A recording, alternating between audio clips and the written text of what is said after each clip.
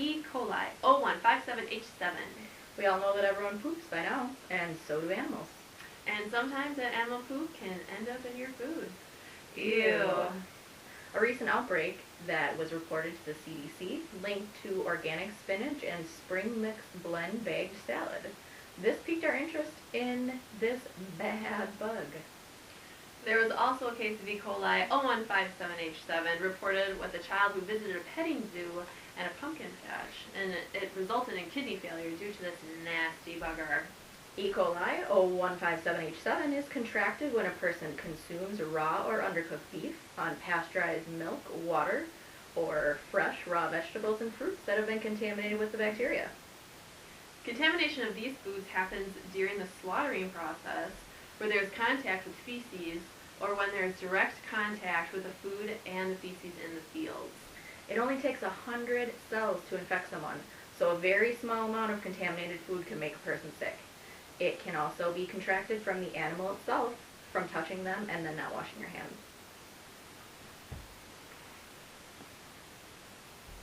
So, you get it from spotted cow? Well, not that spotted cow. This spotted cow. Oh. We're too dumb for this. So we have an expert here who knows all about E. coli 0157H7. This is Dr. Fecal. She's here today to answer some common questions about the disease. Hi, Dr. Fecal. Hi. Which microorganism is responsible for this illness? E. coli is an abbreviation of Escherichia coli. It is the name of a type of bacteria that lives in the intestines of humans and animals. Although most types of E. coli are harmless, some can make you sick. The strain of E. coli, named E. coli 0157H7, is the type that can make you sick.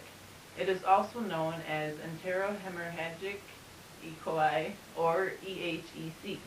The 0157H7 stands for somatic O-type 157 and flagellar H-type 7. Thank you, Dr. Fecal. We will come back to you a little later for some more information.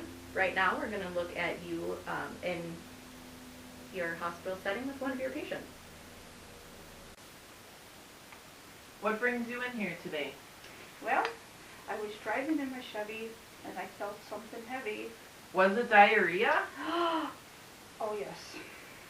Yes, it was. I also have a fever, nausea, vomiting, and cramps. Have you eaten any raw or undercooked beef, unpasteurized milk, or fresh raw vegetables or fruits? Or have you touched any animals, particularly cows, sheep, or goats? And did you wash your hands afterwards? You know, come to think of it, I did. I had a rare hamburger maybe 3 to 5 days ago. Now that we've gotten an accurate medical history and done a physical exam, we need to take a stool sample to test for E. coli 0157H7 in your stool.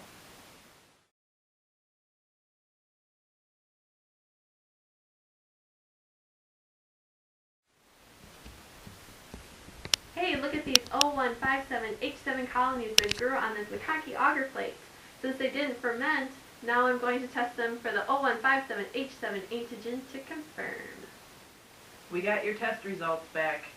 It looks like you have E. coli 0157H7. Oh no, just what I need. What kind of antibiotic can I take to get better?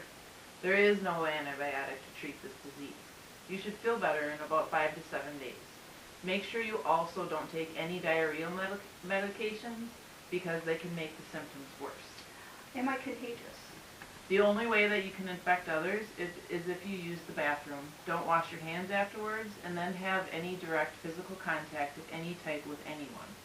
So just make sure you wash your hands good each time you use the bathroom. Okay, thank you. Thanks, Doc. That was some solid poop handling. Or not solid. Get it? Because, you know, not solid. So now we know that the symptoms of E. coli 0157H7 are fever, nausea, cramps, vomiting, and diarrhea. Do patients ever have any more serious complications from this disease? Well, the elderly and children under 5 can develop more severe symptoms that can lead to conditions that involve the urinary and gastrointestinal symptoms that require hospitalization and treatment. Could you explain these symptoms and conditions? If symptoms progress, it could lead to bloody diarrhea, which could lead to anemia and dehydration. E. coli 0157H7 produces toxins that damage the kidneys and destroy platelets that can lead to kidney failure and progress into Hemolytic uremic syndrome. aka HUS.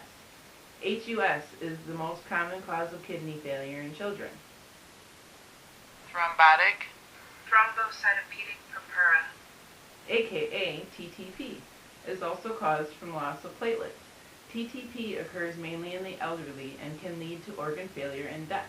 However, plasma exchange and infusion techniques have reduced the death rate in TTP patients. Thank you, Dr. Fecal, for your expertise in this poop disease. Thanks for being on the show. Thank you. Bye, Dr. Fecal. Bye. So what did we learn today? So due to the fact that I don't want bloody diarrhea, I am going to apply these precautions that I learned from Dr. Fecal, and so should you. Make sure to drink only pasteurized milk and wash and properly cook any fruits and vegetables. And don't forget, if you feel the need to pet an animal, particularly cows, sheep, and goats, wash your hands because they might have poop on them. Ew. And lastly, we learned if given the option of pink, some pink, or no pink in your meat, we choose No pink! Cook that meat! Thanks for watching the show. Bye!